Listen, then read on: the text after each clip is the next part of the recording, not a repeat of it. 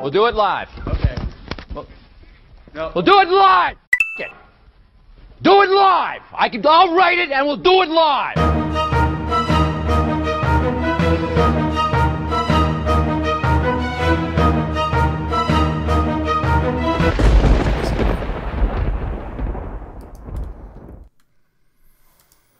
What is up, everybody, and welcome to another episode of Nintendo Talk Live. I couldn't remember what I was for a second there.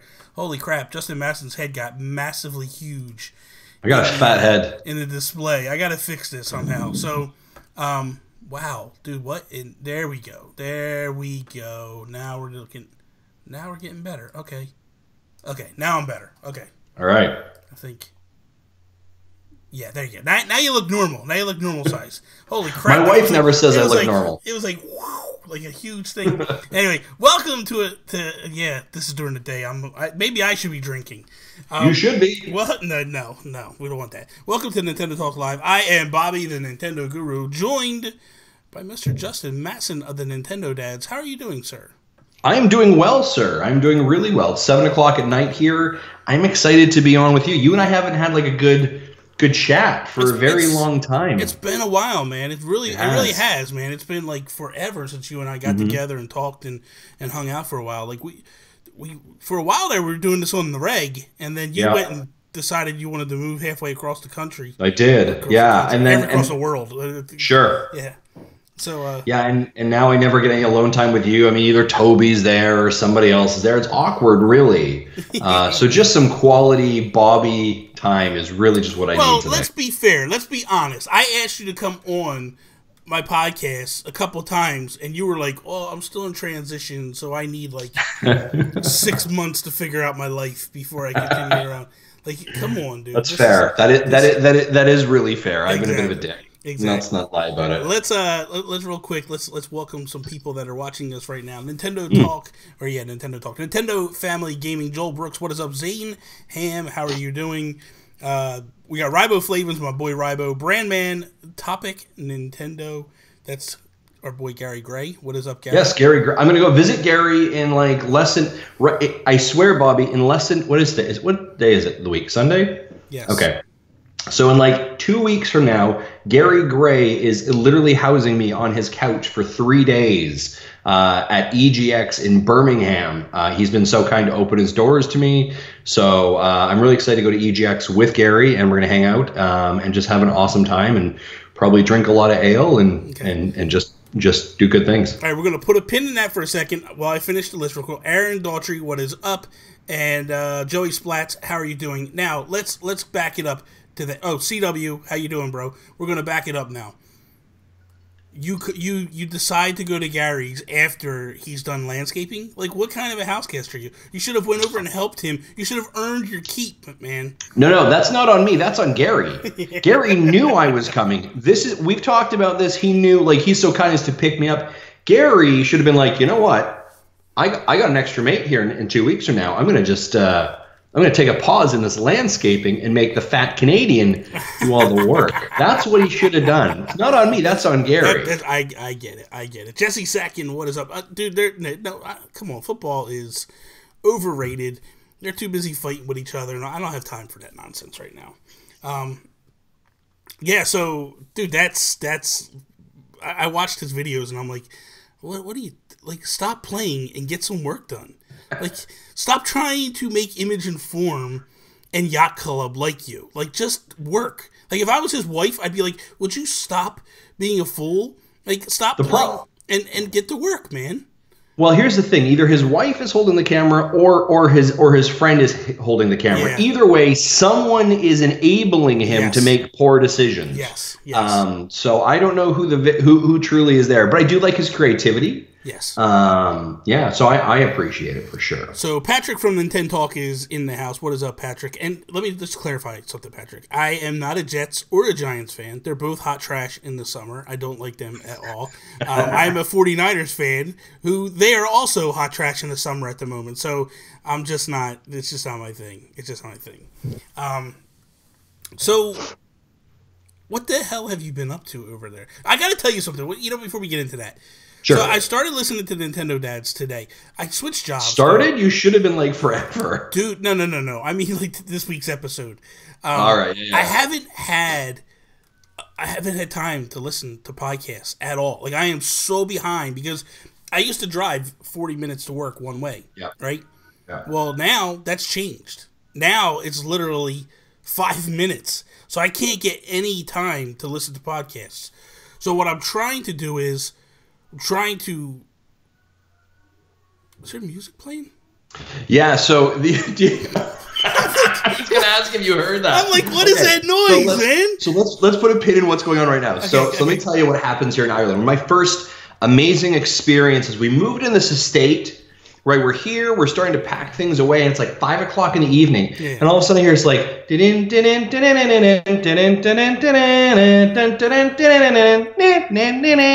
I'm like, what the hell is that? I'm like, it sounds like a freaking ice cream truck. And sure enough, Bobby, I kid you not, an ice cream truck comes down our estate. That is amazing. Now, so here's what I understand from Irish culture. Yeah. The ice cream vendor is known as Popeye. Now, Popeye is not necessarily the actual company, but everyone calls it Popeye. Why? Because one of 3 different ice cream truck companies that reside in our area is called Popeye. Much like Kleenex is Kleenex for everything. Wow. This man shows up at into our estate on weekends 2 times on the weekend. That's awesome. He'll show up around 11 o'clock, he'll kind of roll in, and he'll stop. And all the kids will run in the house and ask for euros, and then run out to the ice cream man and stand there and give them euros every single day. Wow.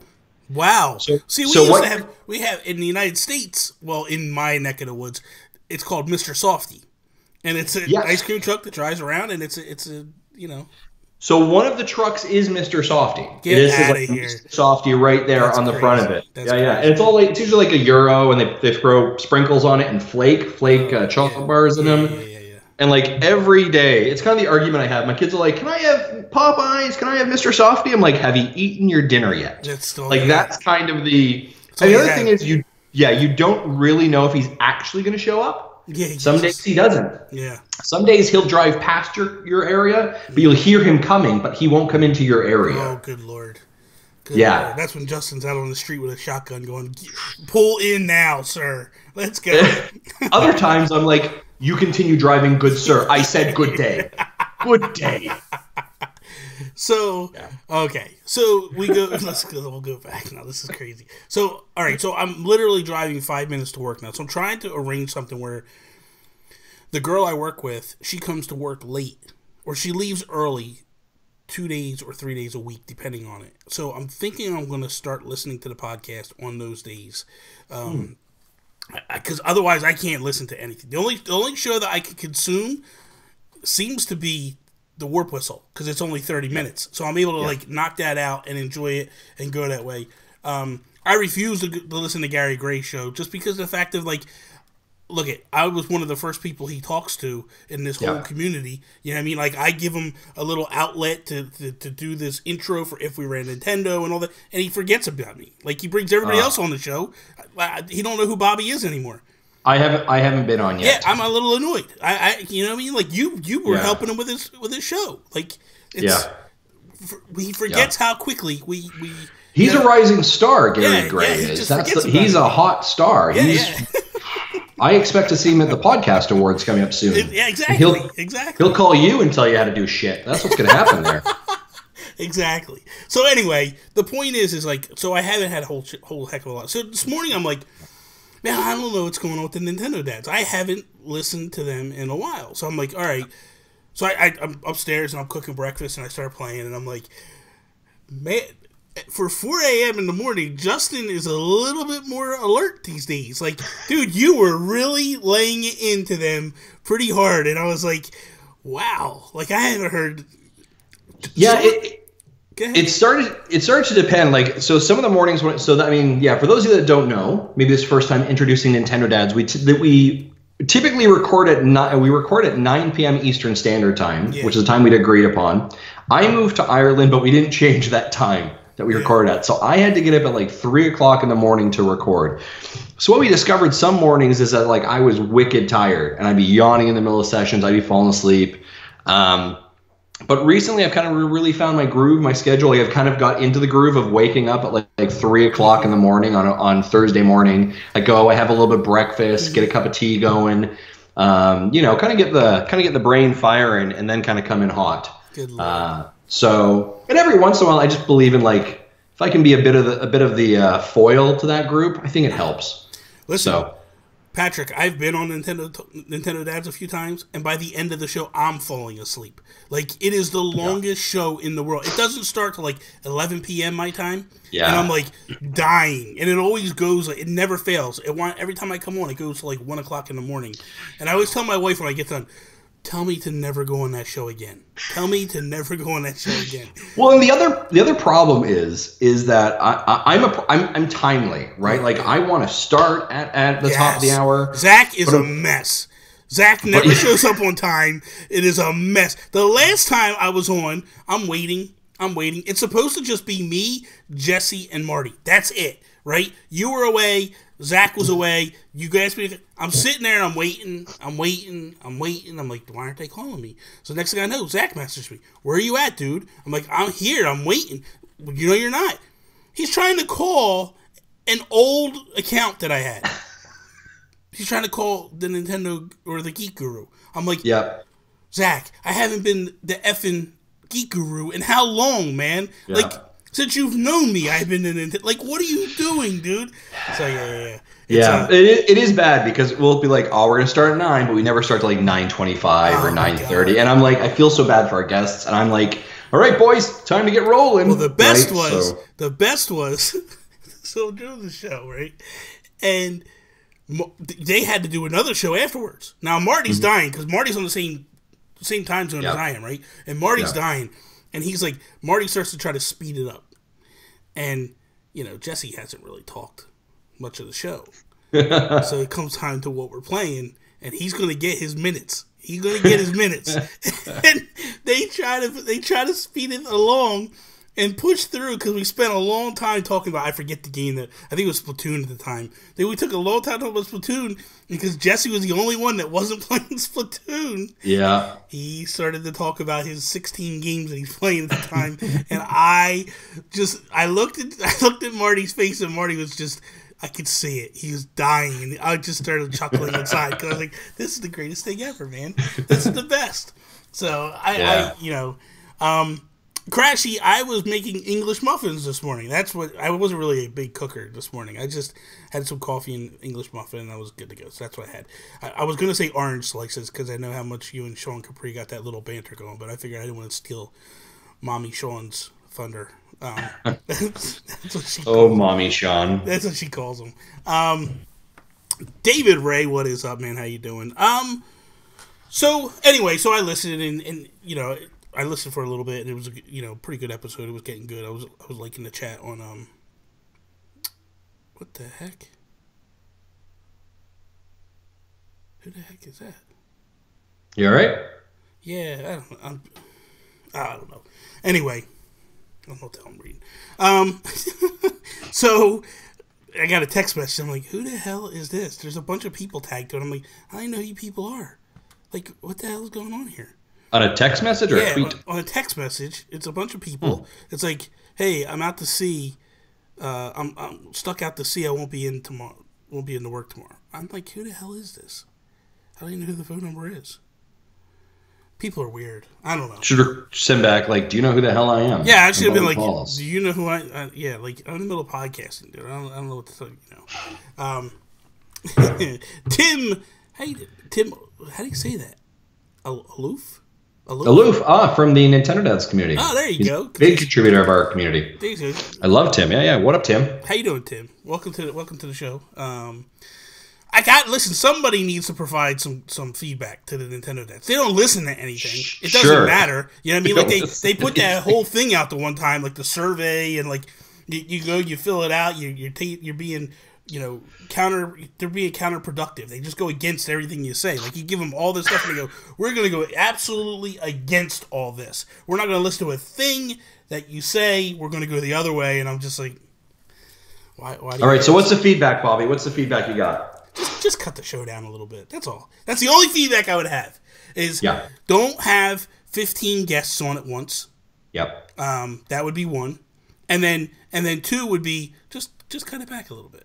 Tighten it up. You want less than 2 hours? Yes, please. Yes. Like 90 minutes? 2 hours is a commitment. Like, that's we are full believer in making you commit to what we do. Well, we are along for the ride. That's why I've been fighting it for a very long time. Like, also, if you listen to us at 1.5 speed, we're about less than half. We're about, knock down 25% of it. I can't listen that way. That's I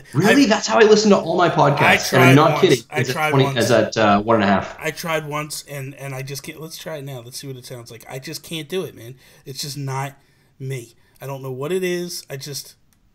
You think I sound like I have pep in my step? 1.5. I have a lot of step. Yeah. So this is regular, right? This is interesting now that I'm kind of looking through. If you look at the days, you can actually. Oh, hey, I should mute my phone. That's not too bad. That was my text notification, by the way, on my phone, because I use that for my sound work. That's the other thing. Let me say, Zach, get it together with the sounds. Like, come on, dude. You said it straight up. 145 episodes, and he can't get the sounds right. Like, seriously, Zach, I'm very disappointed. We are going to be making some retooling to the show, actually, in some ways that we're hoping that we'll actually trim down some of it and actually be a lot more impactful for our listeners as well. What we're going to do, and this is a Nintendo Talk exclusive for you, Bobby. I haven't told the guys this either yet, but this is what we're going to do. Is we're going to do news, and then we're going to do listener mail, and then for what you've been playing, I'm going to say you only have 2 minutes. You know what? That would be better. That would be. I think that's going to be a big change. Because that would tighten it up. Yeah, I think so, and we've heard some feedback. Actually, Tim was great to in our community to give us some feedback about maybe adjusting the listener mail. Mm-hmm. So we're going to making those changes, but I do think that'll tighten it up a lot as well. So we're happy about it. Oh my God, Tim, thank you so much, dude. I really appreciate that. He's a big fan. Tim's a huge help in our community. Well, he just said to me he's a big fan of the Nintendo PlayStation podcast. I appreciate that, man. He's probably lying to you, is what's happening. Just to stroke your ego. You know what's strange, and I got to tell you this. This is it's weird. So, that we did Patreon, Sean and Toby and I. And, we did it, and a couple of people in the community had asked us to do it. And we hadn't even talked about it. So we all sit down and we all start discussing, and it's like, well, do we go our separate ways? Do we do separate ones? Or do we kind of pull it together, and we can do it together? And Toby was just kind of like, whatever you guys want to do, I'll do. It is what it is. And so then it was mainly me and Sean with the banter and the back and forth about it. So Sean had been talking about doing his own thing, and then I had been thinking about doing my own thing. And then we get together, we start to do it, and we put it together, whatever. But man, so the first group of people, I know everybody in that group. And I'm like, it's all our close friends. And I'm like, this is amazing, man. Thank you for the support. So cool. Dude. Now people are contributing, and I don't even know who the hell they are. Yeah. And I'm like, okay, who's this guy? Like, because it's strange. You assume that only the people you're podcasting with and you're talking to on a daily basis are the ones listening. You never really comprehend it. Like, hey, there's people out there that are listening that they just listen. And that's it. Yep. And it's amazing to hear that. And it's like, wow, this is pretty awesome. So anytime somebody says to me, like, hey, man, I like your show. I listen to it. Dude, it flabbergasts me. Like, it floors me. It's like, holy cow. Yeah, it really is a very surreal thing, right? I think, and I want to go down that Patreon corner for a second there, right? Yeah. Patreon was now is such a huge staple for content creators, right? And I think it's such a valuable component. And we've been using it for about 2 years now. Mm-hmm. And I remember when we turned that corner of like, do we want to do Patreon or not? It was a very long conversation that we had, probably very similar to what you, Sean, and Toby had, right? To talk about like what does this look like from a content perspective? What does it look like from a viewership? Are we going to lose people? Are we going to do people even really want to support it? Do people even really care? Right? Because I'm assuming that the people that are listening are probably like, just your mates, right? But the overwhelming support that we've received from it really has been tremendous. And to your point, you recognize some of the names on the list. Like, oh yeah, it's Bobby, hey, it's Sean. Yeah. But all of a sudden to be inundated by other people that you've never heard of, and then all of a sudden like raise their hand. I'm going to use Tim as a bit of an example. Raises their hand and is like, I'm really passionate about this community, and I want to support you, and I want to make it better. And here's the work I'm going to do. Here's the efforts that I'm going to do, and here's how I'm going to contribute. And I call out Tim there because he's in your group, obviously, but we have so many in our community that do the exact same thing for us and keep us honest as well, right? Or say like, hey, you guys haven't done this yet, or I really want to see you doing this. And our perspective when we moved to Patreon was, I want to make content for the fans to direct us where they want to be, right? So when we hear feedback from our fans or our Patreon supporters saying, I want this, I want to do this, then damn it, let's do that. We had a I'll give a bit of a behind the curtain recently. We were talking about our Retro Rewind coming up here in September for Nintendo Dads, and some of the votes were coming in and the nominations, and we were like, but do I really want to play that game? It's too big. I've got another Metroid game. Like this example, we had 3 different votes for Metroid games, 3 different Metroid games. And we're like, but we've already got Metroid coming in this month, and we kind of had this conversation, and very quickly we raised our hand and said, stop. We have people who are supporting us who want this. Our job is to provide said thing. Yes. Right? And literally it's a nomination, right? You've nominated, then we put it on the ballot. Right? We say, okay, here you go. And now it's up to you to vote for what you want, right? But it's not my job to stop or to cut that nomination off. It's something you want, let me put it on the ballot, and then I'm going to give it back to the community. You guys say, what do you all want to do? Yes. Right? If you guys, and if that ends up being the game, then by God, that's the game, and we're going to give it a go because you voted for it. You want it, you voted for it. You're part of that community, and I think as content creators, I think you, me, Sean, a lot, Toby, all these guys, Mark. It's so interesting and so amazing to be engaged with your community, as active as you can be. Obviously, I was impressed just even when you started this, Bobby, with the amount of people who are sitting in your chat right now watching us live. So, yeah, Patreon, I don't know. I digress. There's a bit of a rant on Patreon. No. Well, the thing of it is like, for me, okay, so I just want to take a little time for a second to talk about this, too, because I never was like, I'm never going to do this. I just was like, I don't feel like people would support, you know what I mean? And I know that people say, like, hey, I love the... But I'm like, giving with your wallet is a little bit different thing. It takes to a different level. First off, Joey Splats, man, thank you so much. But the other thing is, like, I basically was able to... Okay, so I'm streaming almost every damn night. Like, I'm insane with this stuff, right? And I'm taking all my content further than I ever have. Just because I feel like I need to give something back as much as possible, right? So we're doing the Splatoon feeds and all that, and I got Rbo, and I'm going to call Rbo out because Rbo sat there and was like, I'd get done my streams, and he messaged me on Skype, and he's like, hey man, send me the logs so I can analyze them because your stream is messed up. And I'm like, okay. And he, literally took like 2, maybe 3 weeks of just analyzing everything and telling me like, okay, change these settings. And I would go in and I would change the settings. And he'd be like, okay, good. He was all on this mission to get me to 60 frames per second. Oh, wow. And I turn around and I'm like, he says to me, what you really need is you need another monitor. He's like, if you had another monitor, we could set it up this way and this is how it would work and it would be perfect. I'm like, you know what? I got some Patreon money. I'm going to run to Best Buy and I'm going to buy another monitor just for this. And I did. And Patreon afforded me to do that. These guys supporting me may be able to just, boom, not before it would be like, in a couple weeks I'll get it.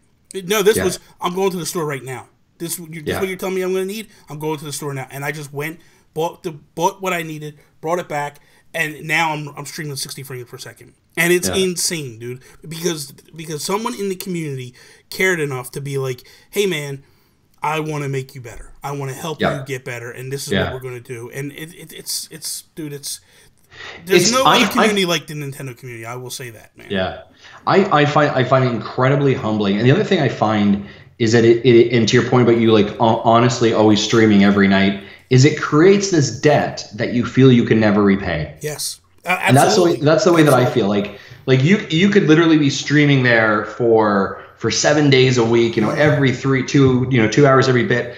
and you don't really know, and you look at the value that's being brought in, right? The funds are being provided Patreon, and you're like, someone is, taking literally out of their pocket and giving me this money. And I feel like, and there's this thing, it's this weird tangibleness that you're chasing that you never really get, right? You never really feel like the value that's being provided to you, right? Here is your payment every month from Patreon that you never really feel like you've maybe earned your paycheck, so to say. Right? You always feel like you're behind that, and it's a very odd thing to have, but very humbling at the same time.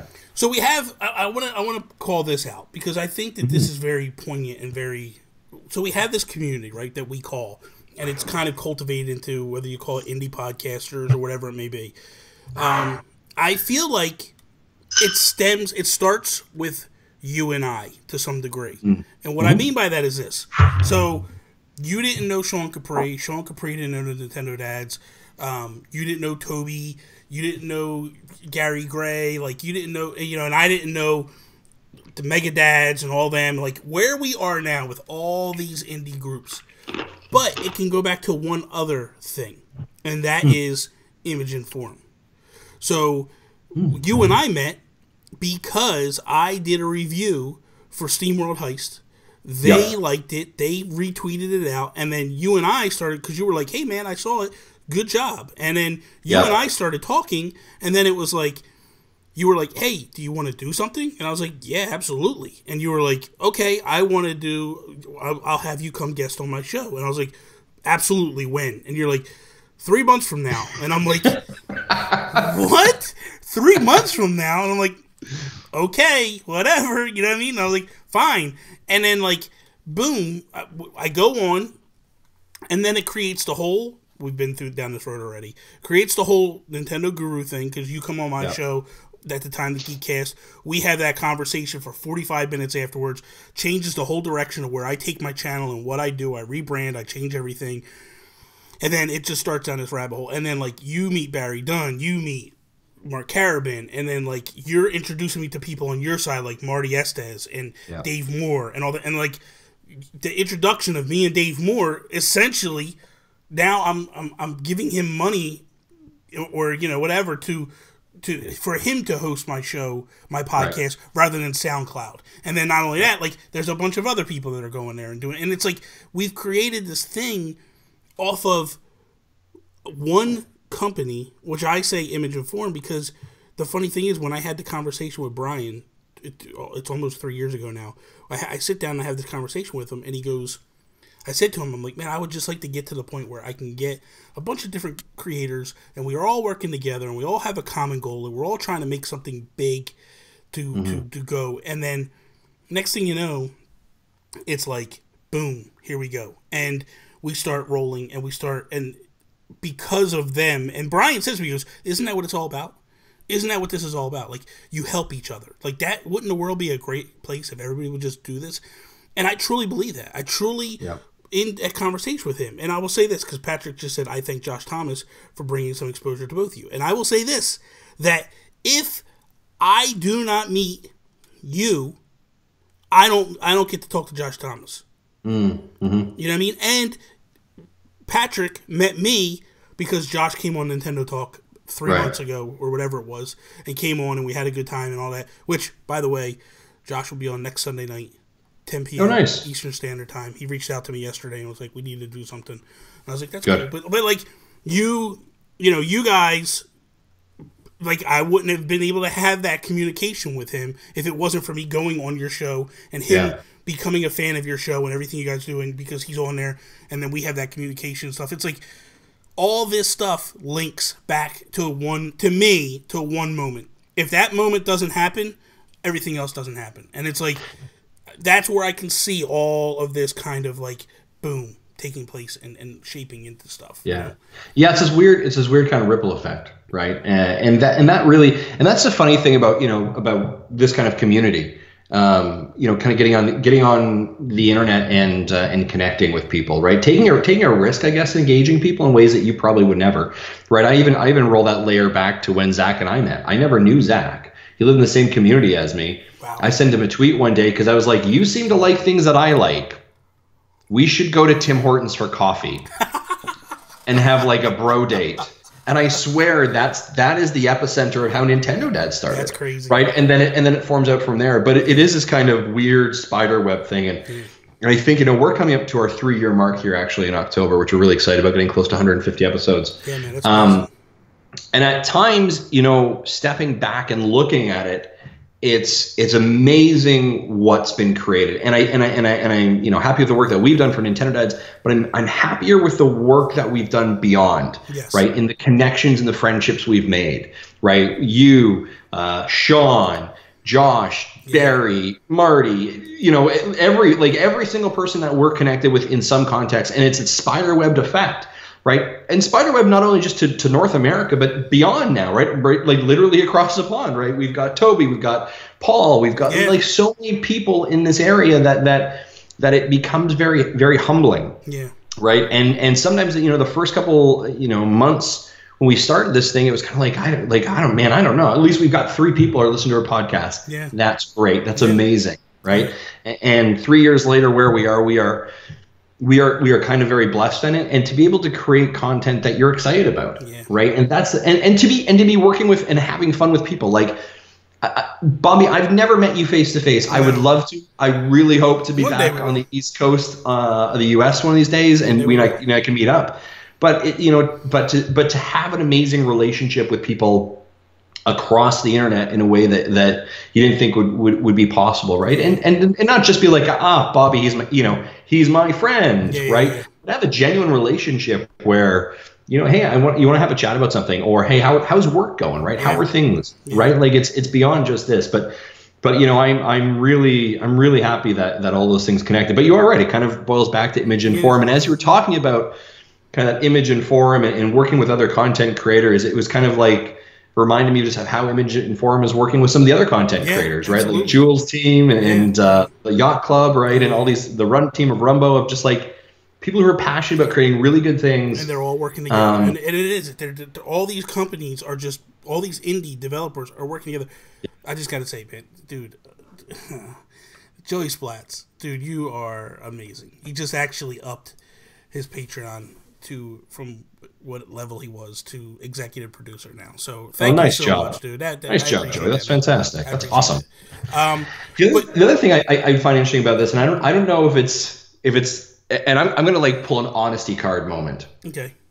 Honesty cards moment sometimes. You hated me the first time we spoke. No. I think you and I are actually very alike. I think we're kind of loud. We're kind of, but I also think like again, first time we met, an actual real conversation, for me to be able to be like, you know what? I think your brand is off, right? I think you should do these things. And then you could have been like, that was it, right? You could have totally. For those of you that are the audio side, you're just flipping the bird, right? Yeah. There is no audio side for this show. So it's all video. So you could have walked away and been like, who's this guy? What the hell does he know? Yeah. But then to take that and think about it, and it was, like you said, I know you've mentioned a couple times, I know you mentioned on your the host podcast and had some real conversations.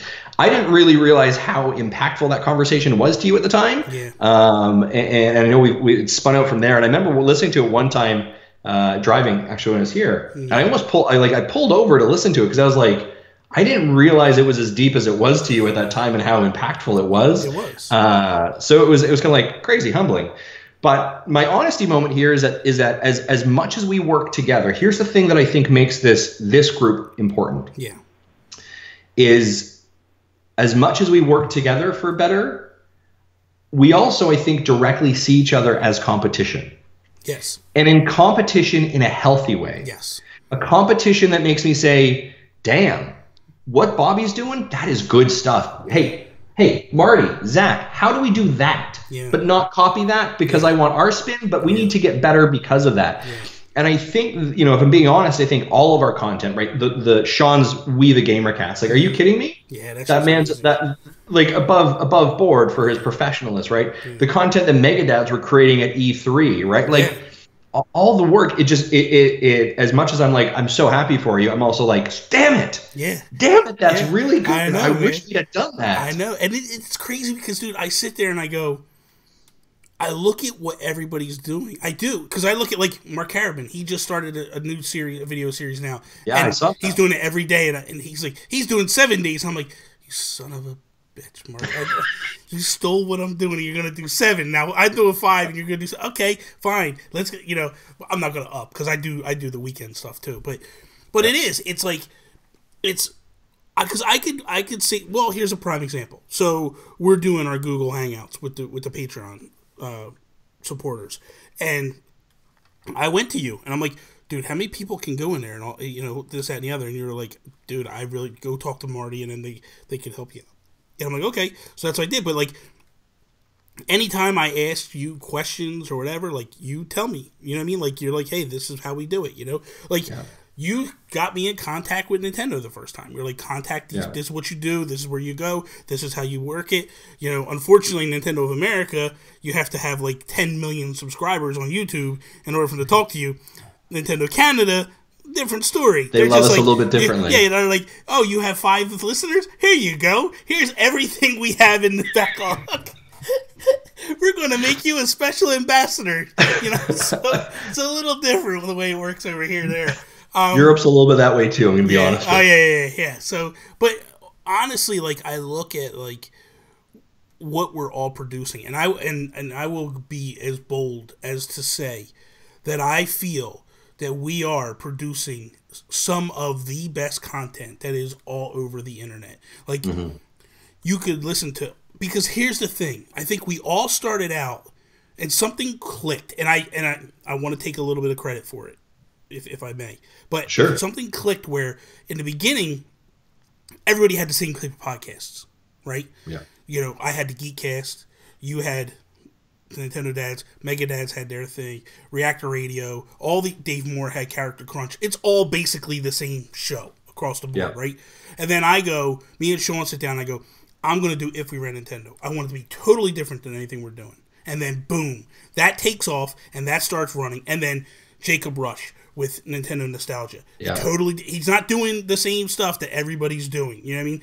And then Johnny and Dave, they start Shelved and Forgotten, a totally different take. And it's like, when you look at what we're doing, it's all different. It's not the same stuff. It's totally different content across the board, and it's not the same old. And when you listen to what we're all doing, you're like, you can listen to Mega Dads, Nintendo Dads, If We Ran Nintendo, Nintendo PlayStation, Nintendo Nostalgia, Topic Nintendo. You can listen to all these podcasts and get a different feel every single time, because it's not cookie cutter. So that's and I know that was one of the big things that when Zach and I met the first time talking about forming Nintendo Dads that we really talked about. We're like, so many shows are doing Nintendo shows. Like, what differentiates us, right? And boiling it down to Nintendo and dads. Those are the two things. I like Nintendo stuff, and I am a dad, right? And I think a lot of podcasts, I think a lot of early podcasts, I think one of the challenges they have is brand recognition. Right. So what makes you different than everybody else? What is the, and it really comes down, and it sounds really clinical, but search engine optimization, right? Like, what is it? When I see your title, I need to know in a heartbeat what you're talking about, right? With us, it's Nintendo and dads, parenting, 2 really easy things, right? Doesn't necessarily mean like every show is dad orientated, but it's probably family friendly, right? There's some things associated with it. Yeah. And I think, If We Ran Nintendo, that's a great example of like, that seems pretty obvious. Yeah. If you ran Nintendo, something would happen, right? Yeah. So I think a lot of those things really boil down to just simple branding, and then just being true and understanding that branding going forward as well. So Patrick's dropping hints over there. I don't know what you're talking about, Patrick. Luke Lore said, if you guys could give some advice to your fellow indie podcast guys, what would you do or say to them? Any podcast in particular that you want to see grow? So, okay, let's take it. We'll take it show by show. All right, Nintendo Nostalgia. For me, I would say cut back on some of the news. Stay to the heart of Nintendo Nostalgia. I get that they're excited about Nintendo. They want to talk about Nintendo news and such. I would probably cut that segment down a little bit. Go heavier on the Nintendo Nostalgia stuff. Topic Nintendo. I look at that and I go, hey man, you're doing great stuff. I love the way the beat, I love how it's segmented off. He totally breaks the 2 topics out, keeping it short. Almost, I would say, give me just a little bit more content on that.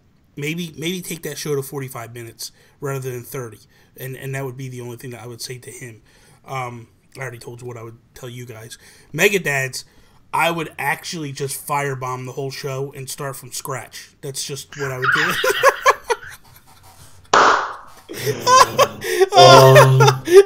Man, I'm just kidding. I love Adam, but me and Adam have this thing where we take shots with just the other day, right? Yesterday, I'm looking at Facebook and I'm going through, and there's a picture of Adam and his wife, and like they're young, right? And I'm like, and Adam is handsome, and I go, he's a good-looking man. I'm like, what the hell happened to you, dude? Like, you hit the wall, man. Like, what happened to that kid? Like, something in your life, either a run of heroin or crack, like, just totally derailed your Black looks. tar heroin. Yeah, you remember when he said that about me? Black tar heroin. He said that about me on his show. He said, Bobby's hooked on black tar heroin. So, I'm seriously, I'm telling you the truth. Gary, I would take your show to 45 minutes. That's what I would do. Here's another show that's really good. I don't know if you ever paid attention to Joe After Work. I want everybody to take a look at his podcast. He has a podcast that he does, a Nintendo podcast that he does as well, and he has a YouTube channel. Go subscribe to his channel. This dude is really talented. He Twitch streams, and then he moves a lot of that content over, but he has a podcast that he does as well. I think it's the Nintendo show, if I'm not mistaken. But dude is really good, like seriously good. And I wish that more people would just shine a light on him and give him some love, because that dude is phenomenal, man. Seriously. But that would probably be. Will there be any? For me, the other thing too is for the Nintendo PlayStation podcast, I'd probably kick Bobby to the curb and tell Toby, like, keep your hair cut short. Like, for a while there, he had this afro going, and I'm like, what the hell are you doing, man? Yeah. It was so bad that, like, he actually wore a wig the one week. I don't know if you saw it. He wore a wig the whole show.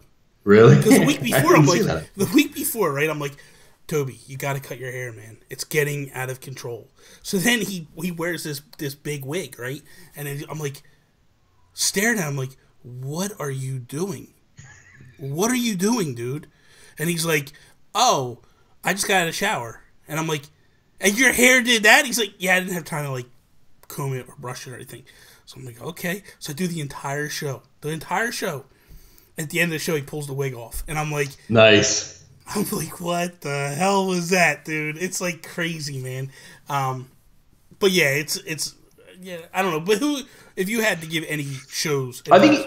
I think you've given a lot of good shows advice. I'm going to give a show that I listen to some advice, and it's If We Ran Nintendo. So here would be my advice If We Ran Nintendo. I'm a little nervous. First, you would fire Sean Capri and hire Justin No, that is uncalled for, Bobby. I am embarrassed that you brought that up here. And might the record state, sir, that Bobby Paul's brought that up, not Justin Masson. The truth is really coming out now, Bobby. I would say cut down your banter at the beginning. Cut down the shout-outs. You got to get into that, because really what differentiates you is your opinion of If We Ran Nintendo. Jump quicker into that. Have two topics. You don't do news, which is grand, but just your shout-out should be like one person. This is it. Boom. In and out. Yeah. Well, in and out. The one thing I will say about that is Sean and I had a conversation. Dave Moore contacted me this week too, and he said the same thing. He's like, I think the problem is since we've gone to the live shows, it's kind of thrown our game off. Where there's so many people in the chat talking, and it's like we want to talk, we want to spotlight them, and we got to stop. We got to curtail that, because we got to also remember there's people that are listening, that are just listening, and they're not part of what's going on. And we need to treat it like it's the show it is. And just, at the very beginning, we can give a shout out to who showed up at the beginning of the show. Maybe at the end of the show, do that and be like, hey, thank everybody that showed up, or whatever. But, or the idea maybe is, because we do also do kind of like a quasi after show. Yep. We shut it down, and then we hang out with everybody for another 10, 15 minutes and just talk to them and stuff. So maybe that's the time to do it. But I do feel like, it overruns a little. It goes a little deep. This week I felt like we were a little bit, just a tad better. And and then we move forward. But it's I agree. I do agree. Like it's a little, Now, my second point to that would be fire Sean Capri. He's a horrible co-host. I don't know why that man's there. Doesn't really add any value whatsoever. I don't even think he actually knows what Nintendo is half the time. If you guys want to hear the best show ever, go back to If We Ran Nintendo, to the first time that Justin Masson is on the show. And we do this whole thing where we talk about how I'm thanking Justin for this, that, and the other. And Justin goes, because for those that don't know, like I had told Justin, I went on Nintendo Dads, and I'm sitting there and I'm listening because I got disconnected for a little bit. And I come back in and I hear Justin talking about like Bobby's going to start a new Nintendo show, a new Nintendo podcast, and I'm like, okay, what? What is he talking about? So then I go, well, I guess I got to start with now. So I grab Sean and I do If We Ran Nintendo. So we do the first thing, and we do the first show with Justin. We bring in, and Justin's like, yeah, I kind of thought that I was trying to send you a message like you and I would do something. And Sean's like, oh my God, dude, like this is, and Sean likened it to like a prom date proposal going wrong. And it's just, but if you listen to that banter back and forth, it is the funniest thing ever. Yeah. Like I laugh at the whole thing. In all honesty, like I bust Sean's balls a lot. I absolutely love Sean. I think he does a fantastic job. I think he is the right foil that you need for that show, because I think a show does need its foil. And I think even when you guys had your kind of like, bro, I hate you moments and a little blowout, I think that was really important. I think that shows need that. I think you guys, if it was just you and I doing it, I think it'd be great for the first little bit, but I don't think there's enough of that foil. I think you and I are very similar in a lot of things that it wouldn't work the same way. But everyone always bugs me like, why do you hate Sean so much? I'm like, I don't hate Sean. I'm Canadian. We can't hate anyone. And I've met Sean in person, spent, just fantastic guy. Just love what he does. I don't know when I'm coming back on his show. Probably never. But when we meet the next level of Patreon, it's $150. He is going to start bringing reoccurring guests back on. Oh, is that how that's going to work? Yeah, that's the way it's going to be. So we're about $15 away, maybe less than that, because Joey just lowered. I just want to explain something because the chat's exploding right now. We will still do our banter. We will still have fun with the show. The only thing we're saying is we're going to cut the shout outs back a little bit. No fun and no shout outs. We're just, because basically what happens with the shout outs is I bring 3, Sean brings 3, and then it's not like, hey, shout out to so-and-so. You bring like 12. Sean brings like 5. Yeah, that's true. Yeah. So essentially, we gotta scale that back a little bit. That's all I'm saying. I'm not saying we're gonna change the banter or anything like that. Like the banter that you guys love between Sean and I, that'll never disappear. If that's the case, and I have to sit there and go like, oh, hi, Sean. We are talking about Nintendo today, and if we ran, I'm not doing it. Like, I need to be like, it's got to be that fun banter back and forth, talking to the community and such. That's what gets me going. You know what I mean? I think I need to start a podcast with Barry Dunn. That's what I think. I think Barry Dunn. I saw the tweet. Don't even try it. I think we need to have like a Foreigners podcast. Yeah. I'm excited. I'm actually meeting Barry in November. We're going to Galway for Gamers Fest together. I'm excited about that. Let me tell you something. Should be good. Barry is probably. I love the way you just said Barry. Barry. Barreled.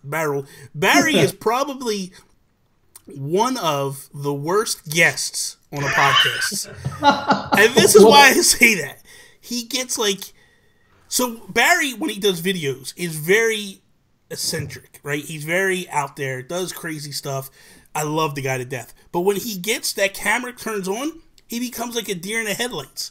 And he like freezes up a little bit. And I'm like, okay, Barry, come on, Barry. We're talking to you. Come on. So it's very, he's a great host.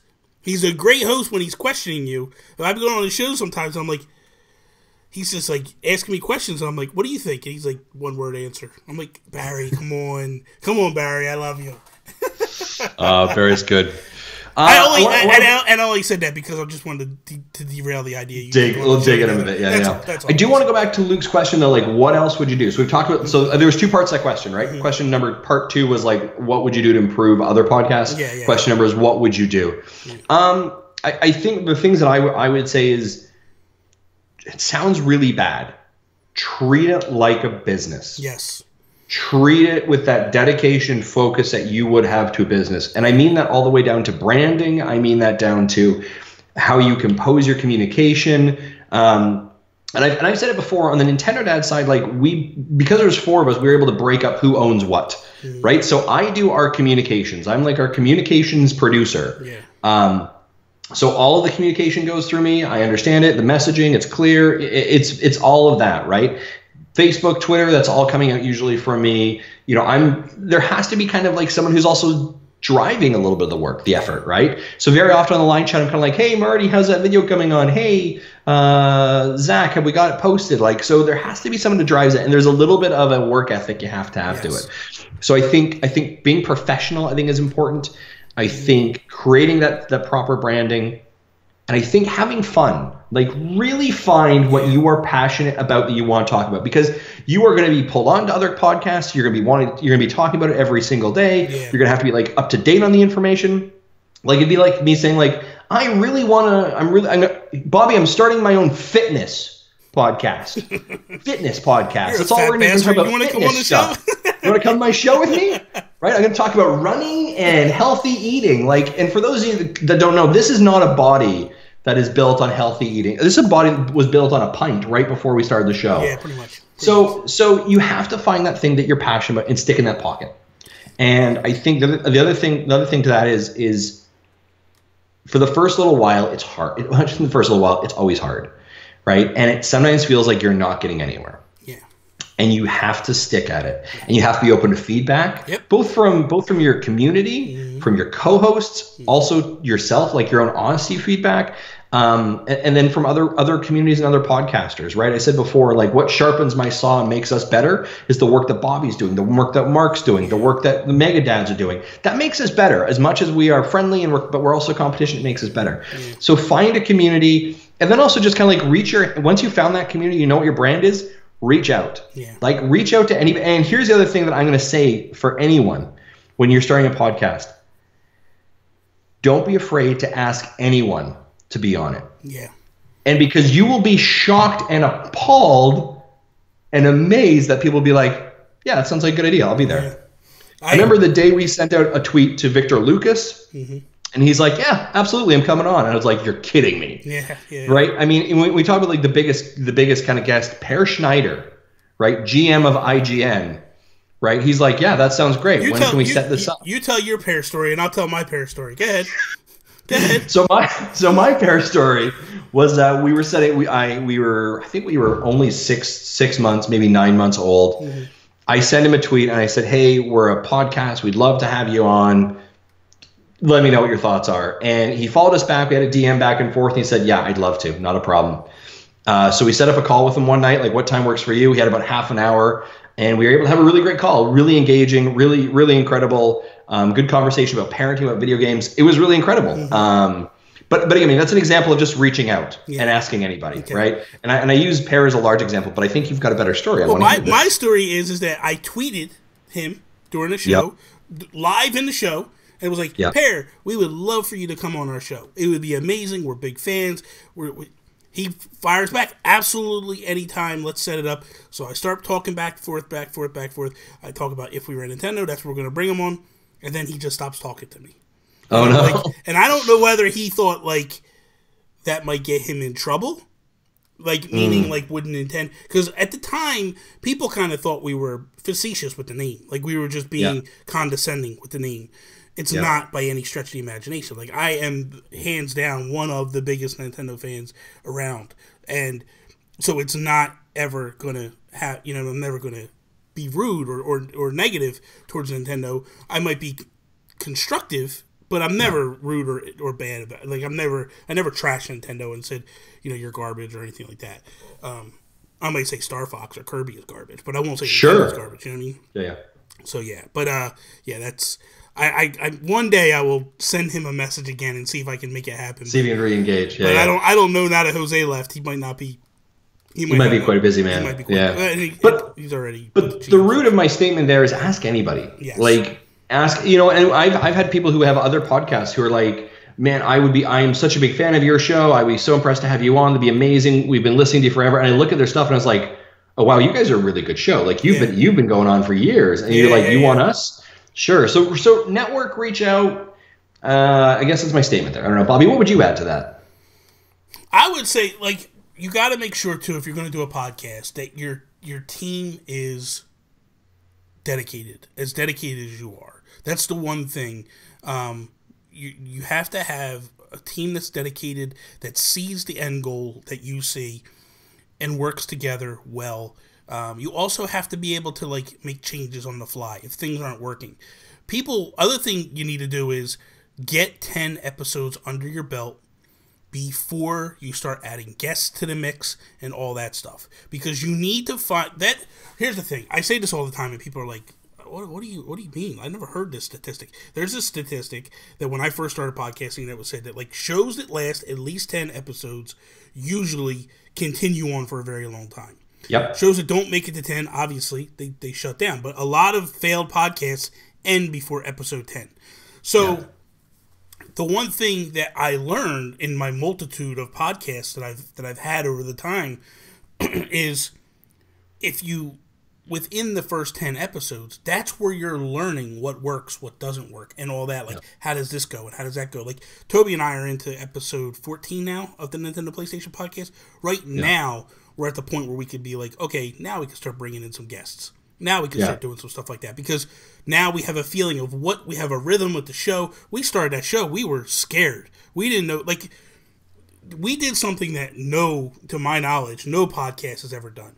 And that was, we went to episode 100 and we shut down the show and then rebranded and started episode 1. And just changed the whole dynamic of the show, kept one thing from the original show, and that's Geek Outs, and just totally revamped the whole show. Like, that's something that a lot of shows don't do. And but we sat down and we were like, we knew we needed to change. We knew we needed to figure something out, and that's what we determined. And that all battled off of, it all battled off of what we learned in the first 10 shows and prior to that. So, so Aaron said, I am the biggest Nintendo apologetic. I don't know that I am. I don't know that I'm the biggest. I do apologize for Nintendo at times. I'm not going to lie. But sometimes I feel like my apologies is just rational thought. You know what I mean? Like, I don't want to just pile on, because listen, if you want to see the negative stuff with Nintendo, just go flash something on YouTube, man. It's all over the place. But I feel like someone that can actually sit down and have a thoughtful conversation of, like, what's really going on. Listen, I'm the first one that goes sometimes, like, if something is a mess, it's a mess, but at the same time, like, there's thoughts behind it. Like, here's a question I have for you a little bit on that, because I think, when you started If We Ran Nintendo, right, about 2 years ago, Nintendo was in a really bad spot. Right, the Wii U was basically a dumpster fire in a lot of ways. They had some failed opportunities. The NX was on the horizon. It was very easy to be like, here is what you should do better, right? And I think there was a lot of really healthy, great conversation, because we're like, yeah, I know, right? Totally. Yeah. But now, over the last 6 months, they're doing quite well. Yeah. Right now, they're not perfect. There are some missteps, there's some flaws, right? But they're in a much healthier place. Yep. So it's interesting how I've seen your show evolve from kind of the current as-is state of Nintendo and what the actions are that they're doing, to now focusing more on topics in relation to, great example, Star Fox, right? Yes. So you picked that one out very specifically, but it's interesting to see how your show has shifted in a climate where Nintendo is actually now doing well. Yeah. And I don't know if that was, if your shift was deliberate, or if it was just happened to be, there's not as much to bitch about. So let's fix some things. I mean, ultimately, it's always been like, how would we do something? Like, when the show that I was talking about earlier that you were on, it was, how would we launch Zelda? Like, would we, because at that time there was conversation of, they're going to launch it on the Wii U and then hold it it'll come back around for NX at the time, because that's what we thought it was. How would we launch the NX? Like, we did a whole show. And then 9 days later, Nintendo goes, oh, yeah, we're not going to show NX at E3 at all. And me and Sean were like, yeah, well, there just goes that whole show. We look like idiots. Yeah. So, Luke asked a question, and he's like, and it's kind of stemming off of this, but he says, Aaron makes an interesting point. With you guys having Nintendo in your branding, do you ever battle the idea of being apologetic or apologist or biased? And I don't. There's times where I sit there and go, like, where do I really lie on this? Here's an example. I have, like, with their copyright stuff, it drives me up the wall. I know why they do it. I understand why they do it. I understand why they shoot games like, Metroid Returns or another Metroid remake. I get why they shoot that stuff down. The one that bothered me the most was when they took down the Nintendo Power stuff. Like, someone was archiving all that on the internet. And I was just like, why? Why would... But I get it. They have to shoot everything down. And it's not them.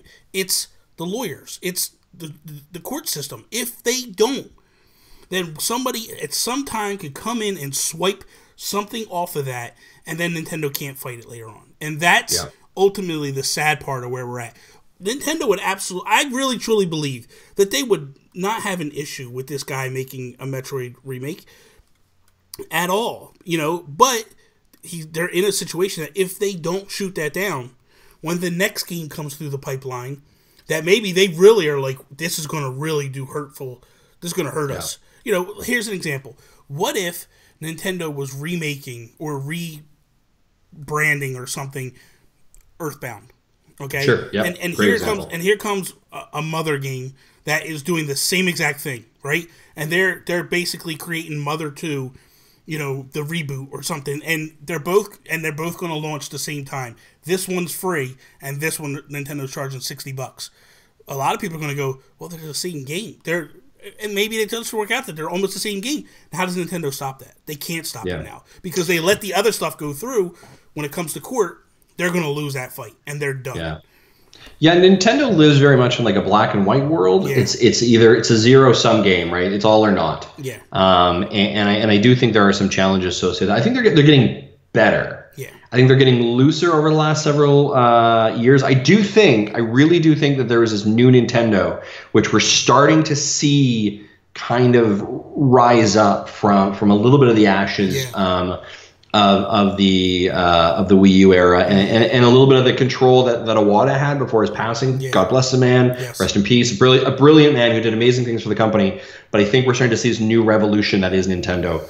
We're starting to see M-rated games coming onto Nintendo that I didn't think would be there. We can almost segue into news a little bit if we wanted, but LA Noire or La Noire recently got announced. Right, like that's an M-rated game, right? Man. Yeah, Travis Strikes Again. That's going to be an M-rated game, as No More Heroes was before, right? So we're seeing a new Nintendo, and I think it's an interesting space for them to be in. But I guess the question is can you sometimes be seen as a Nintendo apologist? I don't think it's seen as a Nintendo apologist. I take a lot of what Nintendo does and I try and approach it from business as much as I can. Yeah. Right? And I look at the business perspective that's occurring there. I try and think logically, right? I try and map, and I've spent a lot of time with large, big businesses, and I try and think that way, right? From that perspective. So I don't know if I'd say I'm an apologist. I just think of it a little bit differently. I very rarely say like, oh, Nintendo's, no, they're right on this one. Yeah. I think one of the challenges I definitely have, and maybe some of the other people have it, is how is your messaging being communicated, right? Like if you're always kind of apologizing or smashing Nintendo, like what is the content you're making? I try and level it to an even playing field and then provide my perspective on it. Yeah. Right. And a great example, Zach is happy to call out Nintendo. Zach is happy to call out anybody on our show for anything that he doesn't think is quite right or proper. Right. So it is difficult for sure. Yeah. I think, and the interesting, because Toby and I, we talk about it today, the interesting thing, because that was actually L.A. Noire came up in our conversation today, in one of our topics, and it's interesting because it's an absolute test by Rockstar, and it never even dawned on me that Grand Theft Auto 5 could be ported to the Switch, and I was like, how? And he's like, it was originally a PS3, Xbox 360 game. And I was like, oh my God, dude. It was like click, light went off. And I'm like, wow. And then you think about it. Red Dead could get ported over. So there's a lot of games that could find their way to Nintendo, and then it's a matter of when do they get to the point where they go, okay, we're going to actually come in and lead with something here. Because here's the thing. Anybody that listens to Nintendo Nostalgia, Jacob Rush, he does not play anything except Nintendo. Donkey Kong Country. Yeah, that too. And I think you don't own anything else besides Nintendo as well, right? No, I don't. So there is an audience out there that essentially would like to play these mature games that they didn't get to play or anything. So while there's a group of people that are just like, oh, this is stupid, they're bringing, a 5, 6, 7, 10-year-old port, we don't care about it. There's a group of people that never even played these games and might be looking at it going like, hey, I want to play that. I want to go get that. I want to try it. So I agree with that, absolutely. Here you go. Tim just said, here's an idea for all the Nintendo podcasts. Have a week-long topic you carry, and share across all the shows. Make it a giant event. That's a good idea. Tim should be like executive director and producer of all shows that touch. So his idea is that you start a topic on one show and it kind of bleeds, or a theme. You would basically take a topic, a Nintendo topic, and every show through the week would cover it, and it would just be like, this is the ongoing topic for the week. That's a very cool idea. I like that idea. It's a great idea. The problem is you got a lot of ego, so it's trying to figure out who would. Yeah, dealing with Mark Caravan, I hear, is just an ass. It's very difficult. It's very difficult. Yeah. And Jesse is obnoxious. Jesse, you when he is not on the mic, let me tell you, that man cusses. Holy Dinah. Just drops the F-bomb. That's me. What are you talking about? That's me. Yeah, we were right, talking about that before, weren't we? Yeah, that's right. Because I was saying earlier before, like when we have the we'll be starting soon. I'm like, one of these days I'm going to forget to mute the mic, and people are going to hear me like dropping F-bombs and stuff, and like, wow, that Bobby's out of control. I tell the story one time when Splatoon 2 first came out, and we were playing. I had a bunch of people in the community on the Discord, and we were all playing. We were talking, and I started dropping F-bombs. Like, it's crazy. They're like, is that Guru? Is that Guru cursing? And I'm like, I'm sorry, guys. They're like, dude, where's this guy? I love this guy. Like, Barry Dunn says it all the time. Like, when the mic goes off, I start going crazy. And Barry's like, that's the Guru that I want to be. I want everybody to see that. I'm like, I can't do that, man. I can't. I got a little bit of slack from the Megadads because they had me on as their guest producer Patreon pop-in, and I just kind of had at it for 7.5 minutes. I just sat in my office and recorded an audio, and they're like, "Where is that coming from?" So yeah, it's a little bit blue, right? But different. So it's good stuff. So, holy crap, dude, we've been going for an hour over. I'll keep going as far as you want to, sir. Oh my god, I'm here all night. This is nuts. This is crazy. We'll go for a little bit more. We like to talk. There's people here. If there wasn't people here, I should probably check. I'm gonna send a text to the wife because she's in ground zero right now in Hurricane Irma. Oh, jeez. She's down at Disney World. And, okay. But they didn't want to, at first they didn't want to leave. They didn't, not that they didn't want to leave. They didn't want to leave the RV. And I'm like, they understand that, like, there's this gigantic tornado coming in, and it will blow that RV clear across the lot. Like, you want to get into a room. And, she's like, I know, but my parents aren't listening. And I'm like, they have, they have money. They can rent a room. They can go somewhere. Yeah, I mean, and it's not even that. Like, they have money. Okay, so Aaron keeps asking this question, so I'm just going to ask it. Can you ask about the Galway gaming event, please, before you finish? What is that something you're doing? Sure. Yeah. Okay. Yeah, the Galway gaming event. Yeah. So, it's Eric's asking, right? I don't want to get the information wrong. So let me just. Aaron or Eric? Aaron. Sorry. Okay, a little bit of a time delay. Sorry about that. So I am going to be, myself and actually Barry are going to be at the Gamerfest 17. You can actually find them on Twitter, and it is in Galway. And I am going to get the information for you. Galway, Ireland. For those of you like, where is Galway? It is in Ireland. Bear with me 1 second here. There's an official press release for it. But Barry and I will be there as guests. It is November 11th and 12th in Galway, Ireland. They have a kind of a retro area there. You can go to their website. I think it's www.gamerfest17.ie. You can follow them on Twitter as well. Yeah, if you're going to be there, let me know. That would be fantastic. And we can meet up. I will sign boobs. I will sign whatever you need me to. Or if you just want to meet up and say hi, that's cool. But yeah, it's out in Galway, and Ireland has a little bit of a video game scene, a little bit of these. There's some other conferences going on as well. There's one 8-bit con, I believe, up in Dublin. But yeah, there's a lot of accessibility actually here. But yeah, if going to Galway, if you want to shoot me or drop me a text or tweet at Masson MASSON23. And I can get you more information about it as well. But it is just go to GamerFest17 Galway. Oh, Joseph Moran. Joseph Moran came in, so you can sign my boobs anytime. You're welcome. You can do that. I can sign whatever. I shouldn't say that because my wife will probably hear me. And she's like, "What did you just say?" Yeah, exactly. Nothing. Crashy with the never forget hashtag Geek Guru. I love it. It's funny. Exactly. Wow. So what are you playing? You playing anything interesting at the moment? I'm playing Rabbids, actually, is what I'm playing. Yeah, I finally beat level 2. Really? Yeah. Just now? Yeah, I was a little bit ago. I was struggling, man. I don't know why. I just, you know what? I am very hard-headed with that game, and I kind of try to bully my way in instead of, like, thinking out moves. I forget when I play those types of games sometimes that, like, you gotta massage it. You gotta play like chess. You gotta think out the moves a couple of steps ahead of time. And I wasn't doing that. I was just trying to bully my way through, and I was like, it just kept killing me. So, you know. Yeah, it is a very different game in that way. Actually, I was very impressed. Very quickly on, I was like, my kids are not going to play this game. Like, they're 7 and 9. This is just too advanced, right? But they'd watch me play, which is fine. A couple days ago, I came downstairs, and they're playing, and I was like, "Oh, what level are you on?" And they're on the mid boss of level 1. Oh my god! And I was like, "What? How did you you guys?" And they were doing combos and setting things up, and I was like, "Well, fair play to you. Well done." So yeah, I've been really, really enjoying that. Obviously, counting down until Metroid next week, so very excited for that.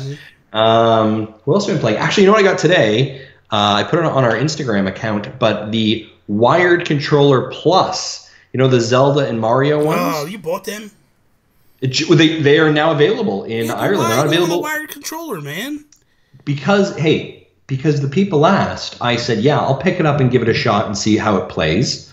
And it actually is pretty good. It's actually, I've got a review for the site. It's going to go up for it soon. But it's not bad. I do have my Pro controller, all right? I have a Splatoon Pro controller, so back yourself up. Listen, That's the one I have. I have a Guru controller coming. Do you now? Yes. Customized Guru controller. Yes. All right, we're gonna have to see that. I'll have to show you that after the show. I will show you. Okay. Yeah. I've only showed a couple people so far. So. Okay. Yeah, I'm trying to think what else I'm playing. Those are the big ones. Still picking away at Zelda. Have you not beat Zelda yet? I still haven't beat Zelda. But for me, here's the thing, though. Don't jolly roll at me now. Okay. Here's the thing. I am enjoying it so much that I don't want it to end, and I know we have DLC coming. Yeah. But I've got some long travel flights coming up soon where I've got 8-hour flights back to North America. So I'm going to be really banging out a lot of hours in that. So I'm enjoying it way too much. And I know that's a bad excuse, but it's really so good. What else? Splatoon, that kind of stuff. I don't know. What are you playing? I just bought Rbi Baseball the other day. Really? It's okay. Well, for me, it's a throwback. It's a game I played a lot on the NES. It plays just almost identical to that. You know what I mean? It's basically just they just kind of put some polish on it in terms of graphics compared to the original. I mean, obviously you take an 8-bit game and you move it forward. It's a big difference. So I've been playing some of that. I just bought Kamiko on the Switch. It's what is that one? Dude, it's an indie game. It's kind of like is that kind of like an 8-bit game. Can you show me the icon on your screen? I'm sure you have your Switch right there. Yeah, of course you would. Yeah, let me pop it up here. I'll just grab it real quick. Is it it's 8-bit, isn't it? Yeah. Came out several months ago, very early in the life cycle. Yeah. $8, I think, right? It's this one here, Kamiko. I don't know if you can see it. Can you see it? No, it's all blurry. Really? Oh yeah. Now I see it. Yeah, okay, now I know what you're talking about. Yeah. So I got that. I got League of Evil. I just bought. What'd you think of I that? haven't played it yet. Okay. I just bought these last night. Double Dragon 4, I bought that. I hear that's pretty garbage. It's pretty janky. Yeah. But I'm willing to give it a shot. And Are you buying? Okay? So let me ask you this question: how many games do you have on your Switch now? Also, I've heard your conversation about pure digital or pure physical. Yeah. I've heard that conversation. Right. I'm a man of blended needs, so I have. But let me ask you: how many games do you have on your Switch? 28. 28. Yeah. Okay. Well, Marty has 45. Okay, wait a minute. I have. Let me clarify this. I have 28, and that doesn't include some of the physicals that I have, because I have both. I do physical and digital. Let's put it this way: the big AAA games that are, I have Splatoon 2, and probably that's it. Everything else is small digital stuff. So I have 28 here that I have, which is a mixture of games, big and small. And then I have a couple of I have 5 right here that are physical games that aren't on there. So Minecraft Story Mode, Lego City Undercover, Mario Rabbids, RBI, and Lego Worlds. Yeah. And then I have obviously Zelda, Mario Kart 8, Binding of Isaac. There's a few that I have that are, but I'm kind of going, both back and forth. But yeah, and my thing is, like, I prefer digital, but right now the pricing is just not cost intuitive. You know what I mean? Like, when you have a situation where, I literally, like, RBI was a $20 game for me, so of course I bought it. You know what I mean? It's $30 on the eShop, but I'm not going to pay $30. So I can save a little money. It actually came with this cool little patch, which I think is, kind of neat, that I could, if I had a big. Oh, nice. So they gave you at least something with it. Yeah. Better than most companies that don't give you anything, like this Lego Worlds game that has absolutely bupkis in it, except for this little flyer for DLC. And no nice artwork on the inside either. Nothing. That's the one thing I will say about the Splatoon one. That's got some nice. Yeah. Like, look at Ubi. Like, nothing. Yeah. Nothing Ubi. But Ubi over here has a nice inside. Does it? Yes. Do you want me to run downstairs and grab you the case? That's because they're French. If you want to, go ahead, grab the case. Hold on. And I'll be back. Yeah, no problem. I'll keep talking to the people and stuff. But everything's got nothing in them, man. Lego City's got nothing in it. I don't know. Rbi, so you said I should play some more Lego. Which one would you prefer? More Lego City? Is that what you're saying? More Lego City Undercover? I bought Lego Worlds, but I know that Joey Splats isn't happy that I bought Lego Worlds. But sometimes. Thank you very much, Barry. I'm really out of shape. Are you? So you're going to be panting for the next 5 minutes? Up and down those stairs. Yeah. So actually I did an unboxing for our channel, but here it is. I got the sticker on the corner too, if you have this one. We have a different sticker on ours. Do you? This is a literal sticker though. I could peel it off. Oh no, ours says over 50 E3 award in nominations. So when you look at the inside of this, and then on the back it has another thing. Oh, it's got cool little artwork on it. Yeah, very nice artwork actually on the inside. I like it. So why would they do that? It makes no sense. You know why? It's because of the countries. Because in the U.S., what is on the inside of yours? What does it say? It says technical support, contact us, all this different stuff, warranty. Probably some legal jargon somewhere. It's all legal. Yeah, it's all legal stuff. Yeah, it's all legal jargon. Legal jargon. Yeah, exactly. Yeah, in the UK, in Europe, it's like, you are not that stupid. You do not need this stuff. We give you nice artwork. Wow. You know not to put game cartridge in your mouth, right? Yeah. And the US are like, no, we need to put that in the cartridge. We need to write that on the inside that they need to not put a cartridge in their mouth and that we are not liable if they do that. We're gonna make video games great again. Did you really just do that? Did you just really go there, you scumbag? Yeah, that's how it works. I will say that, but it is different. There are some different things over here for sure. I've discovered that. And Peggy 7 is the big thing here too. It's a branding. Yeah, what is that all about? That's their rating system. Right? And actually, this one actually shows on the backside like violence. I mean, see that icon? But here's the thing: you have Peggy 7 on the back. Why is it on the front too? They're I don't know, they're cautious about it. I don't know. They really want to make sure that you know. They're like, is there no branding? Is there no age limit thing on yours? Look at your case. Is there no like E for everyone? Oh, it's on the front and the back. Yeah, you're right. Yeah. So it is. So I'm sure that's part of the regulatory. Yeah. But does yours have like a violence sign, or what's that hand? It says cartoon violence, comic mischief, mild language. The hand is if you have epilepsy. Oh, you know, and that was the thing. Did you get the warning in front of yours when it starts? I don't even pay attention. I just zip through that stuff. There is a little bit of a thing the moment it starts. Actually, there's a big page that actually writes about epilepsy in it. There's not on ours. Really? Yeah, I didn't see that. There is in this one. Yeah, it's that used to be the way it was back in the day. Like when I hit the N64, that's when it it started to all come apart. You know what I am excited though for Bobby to be playing, and I know this. I mean, I can engage this conversation right now, and we're not going to get off the phone for another 2 hours. Here we go. Let me guess. SteamWorld Dig. SteamWorld Dig 2. Oh God, I cannot. September 21st. Dude, I am so hyped for that game. You have no idea. Like I am so in love with Image and Form, and that game, I just can't. F you, man. It looks great. I'm real like, you know, and those guys. I mean, I'm busting your balls. Every game looks better and better. Foreign does a fantastic freaking job. Yeah, every game just continues to look better than the one before it. I am just super hyped for that game. I cannot wait. Okay. So we're gonna do a little spoilers, a little inside baseball, a little bit. Sure. Chicken Wiggle is a fantastic game, Luke Lord. You need to get it now.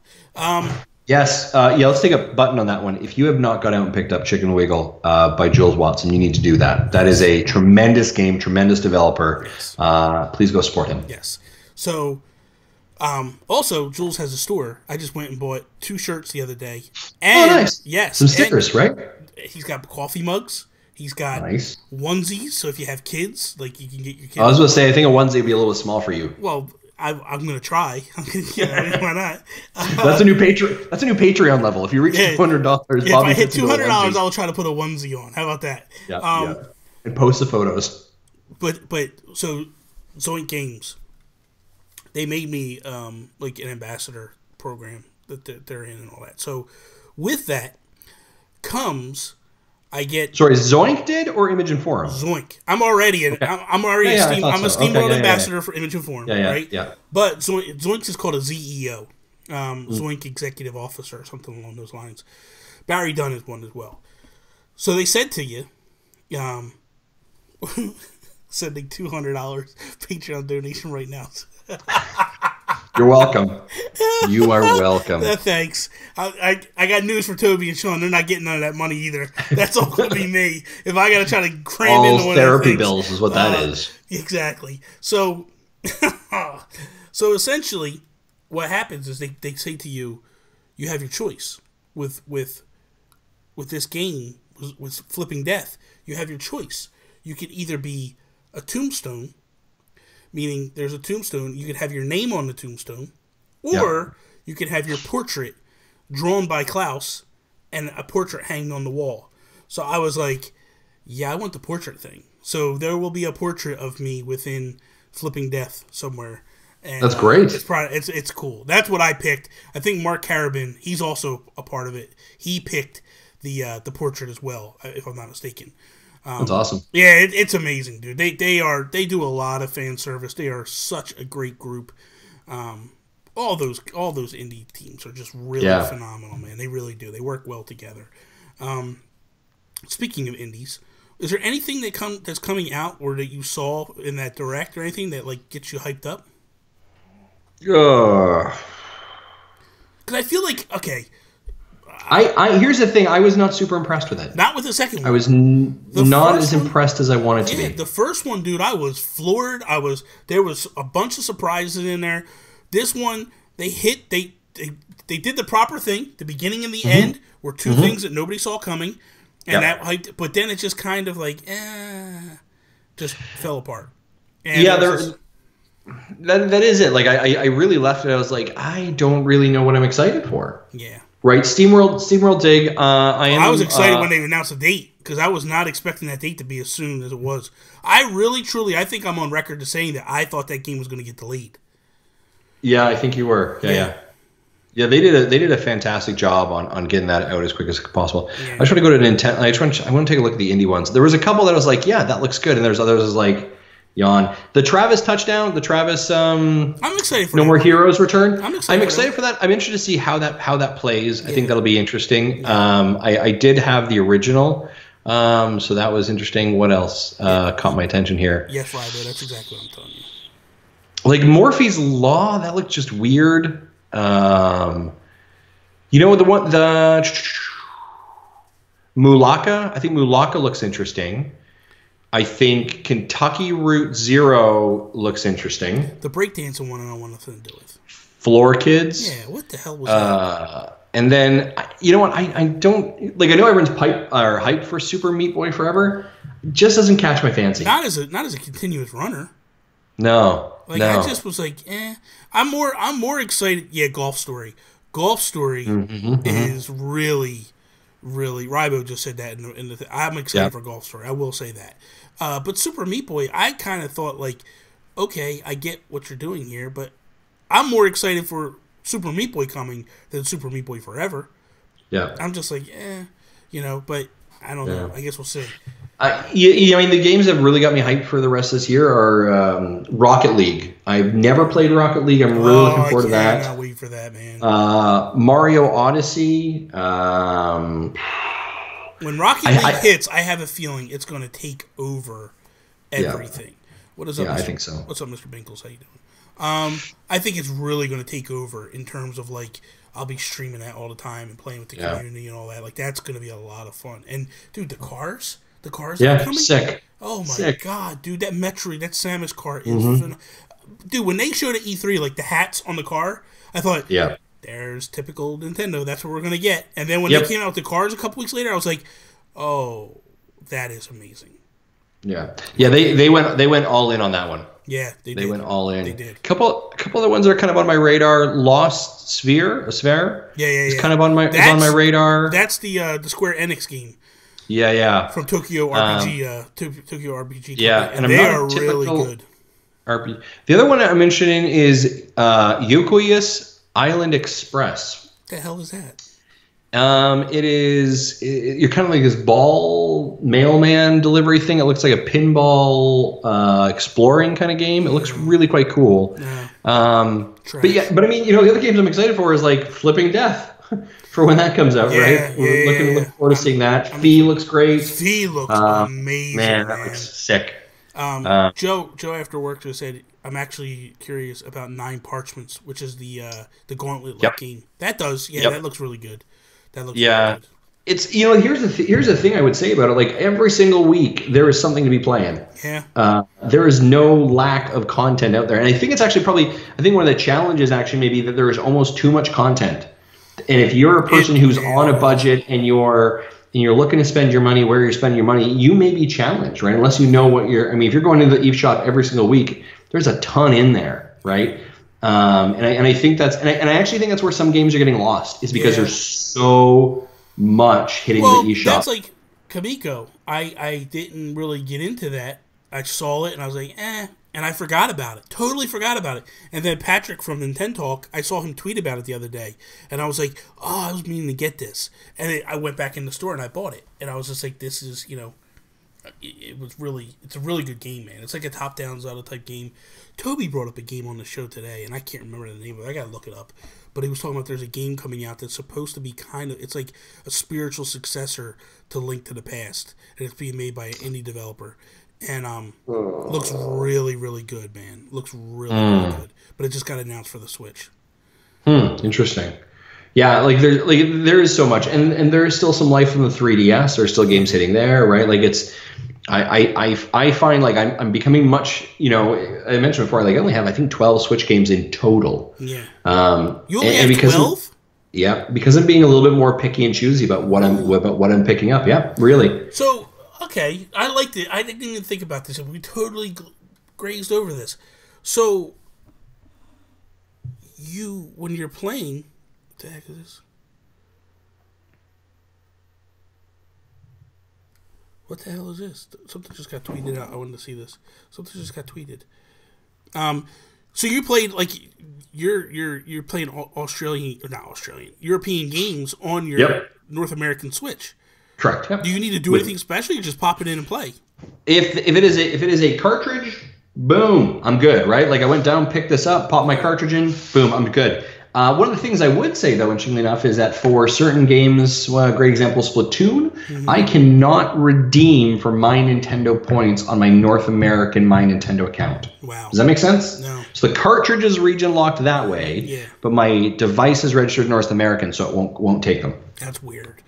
And then when I'm purchasing games digitally, I have a couple of options. I use the North American eShop, so I can download it straight from there, or I have to use the EU eShop, and I actually had to set up an EU account because we are partnered with Nintendo of Europe, and they send us games.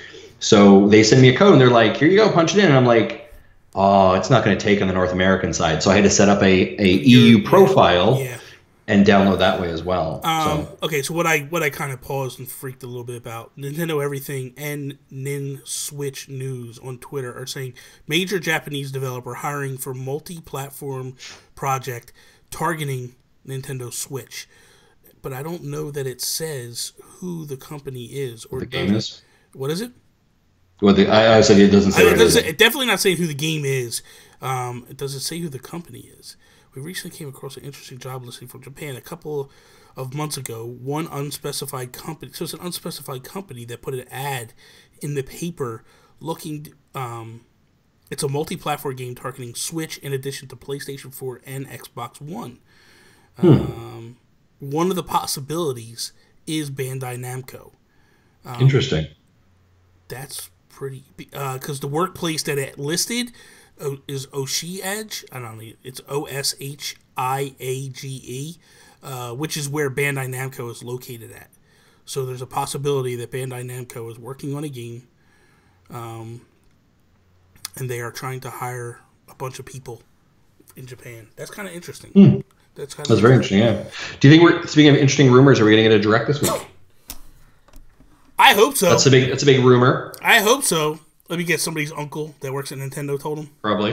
Well, it's the day after the Apple conference. Are we going to see Shigeru Miyamoto introduce Mario Run 2, the Electric Boogaloo? Well, I've heard from Nintendo Wire that apparently there's a gigantic update that's going to hit, and that perhaps it's going to get announced at the Apple event. Really? Yeah. They're saying that what happened was one of the people that work on their team, it updated for them. Because I don't know if you remember or if you paid any attention to it. Last week, it disappeared off the App Store. Yep. So what happened was the update went up. They went in, they started to look at it, and it showed a bunch of different things. The icon changed. There was a couple, like, daisies involved in it and all this stuff. And then, boom, it disappeared. And it went, because Nintendo yanked it down off of the sites. Yeah. So, I don't know. That's interesting. Yeah, and then the other rumor is the achievement systems. I'm sure you probably heard that one today. Yeah, that one I talked about today, and that is basically there was a Reddit Ask Me Anything with an indie developer or some type of third-party developer, and the question was asked, like, will your game offer, like, leaderboards or some type of thing? And they said, we don't at the moment. Nintendo doesn't offer that, but we know that they're working on it. And, and people are like, what? And they were like, somebody had said to him, like, that's not announced yet. Like, is that something you're telling us? And they're like, oh, yeah, nothing to see here. Look away. It was like, oh, we screwed up. We screwed up. You know, embargoes are tough sometimes, right? Now, we don't deal with large embargoes of that size, right? But sometimes, when we get embargoes for games, sometimes they're very thin. That kind of just say, like, just don't do this. And then there's other things you're like, holy snap, right? It's very easy for someone to slip, for sure. When we got the embargo for Zombie Vikings, there was like an email with like a bunch of different things. When I got the email from SteamWorld Heist, there was a few things on it. When I got it from Jules, he just basically said, like, here's Chicken Wiggle, review it. You can do whatever you want to do. You want to talk about it, whatever. Just don't give a score until this date. And I was like, okay, Yeah. that's easy enough. So that was easy to do for that one. Those types are very easy. But when you get the ones that are more technical, my feeling is that SteamWorld Dig 2 will not be allowed to be reviewed until the day the game launches. Correct. I would assume as that's much. because when in talks to them guys and the feel in conversations, that's the way it's kind of vibing. They're kind of going the way of Bethesda, where they're kind of just going to be not necessarily wanting reviews to come out until the day of. Which, here's my thing. You read IGN, you read Kotaku and all these different companies, and they're complaining and they're crying about it. And my thing is like, man, I'm just honored to be offered something, to be able to do a review on something, to be given that opportunity. You don't want me to talk about it for 2 weeks after the game launches. I won't do it. No problem. Yeah. You know what I mean? Like, I'll let the people out there, the buyers, the consumers, make that judgment call if it's right or wrong. That's not for me to make. And that's not for me to try to. That's the one thing I want to touch on this. That's the one thing that I always find that the media does. IGN, Kotaku, all these different companies. Nintendo Life, they like to push this narrative that things are horrible the way Nintendo does things. Prime example, the conference. Why is it horrible? Because you can't go and sit there and watch a live show. You have to watch it the same way everybody else gets it. It's really not that horrible. I watch a Nintendo Direct, which is produced, which is finite, which is perfect. There's no flaws in it.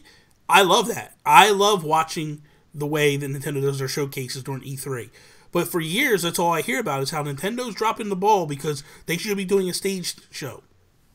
I don't feel like it's I don't have an issue with it. And I feel like it's more the reporters and the media having an issue with it than it is as the fan. So for me personally, I don't have an issue with it at all. No, I think Nintendo's been killing. I've always said I don't think they should go back to a stage show. Yeah. I think they've found their niche with the Direct. I think it's a fantastic vehicle for them. Mm-hmm. I think they do a great job at E3. I think they're killing it.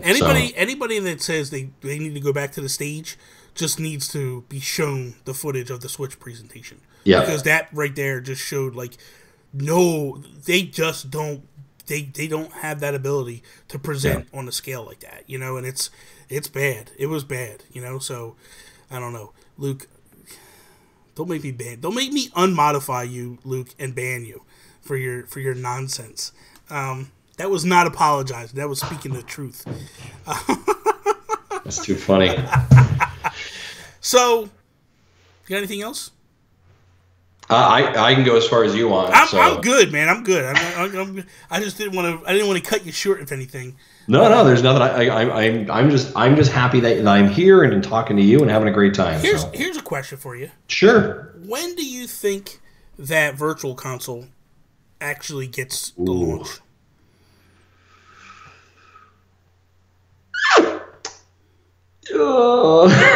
That is working under the assumption that we get a Virtual Console. You really don't think we're getting a Virtual Console?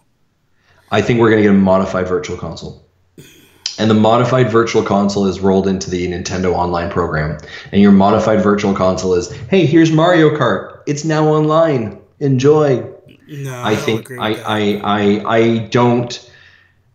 It doesn't, like, Virtual Console is some. So I have like 3 thoughts here, and I haven't settled which one's true. So I'm going to tell you all 3 scenarios. Mm-hmm. Scenario number 1 is that they don't do Virtual Console anymore, and they 100% go like hard deep into the classic editions, and that's how you get all your Virtual Console content. Number 2 is that you get a very modified Virtual Console, so kind of like the current existings of the Virtual Console that we have on the Wii U or potentially the 3DS. So it's not a full catalog, but it's there. And then you have these one-offs with the online program. Okay. Mm-hmm. My next version is what I refer to as Netflix. Yeah, that's the one I want, and that's the one I like. That's the one I want. Yeah. If they're going to do it, I just find it so weird that they had to delay so long for it. Yeah. Do you know what I mean? Like and that's why I'm so hesitant of like, are we actually going to get this thing? because we've got the NES Classic coming. You have the NES Classic that's occurred. What are you waiting for? Like, what's the? Well, this doesn't feel like it should be difficult. Yeah, but part of me feels like. So I think part of it is because they had an idea set of how they were going to roll it out, and then when they stopped the online, it kind of screwed all that up.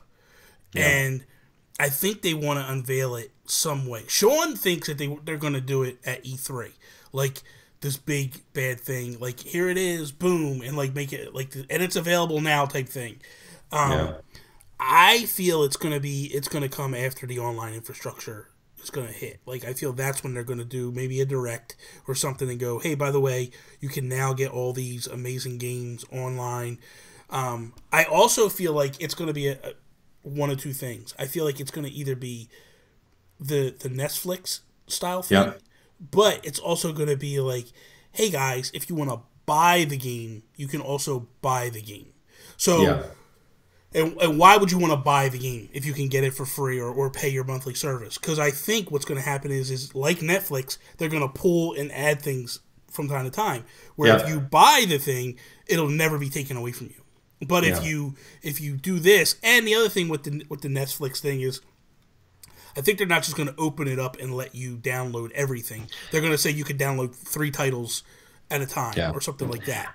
I think the other challenge is, and I think this probably actually builds on your idea, and maybe this is why I'm more inclined to think of what you're leaning into there, Bobby, is that Nintendo, I think, has heard that people are really tired of buying the same game 4 more times. Yeah.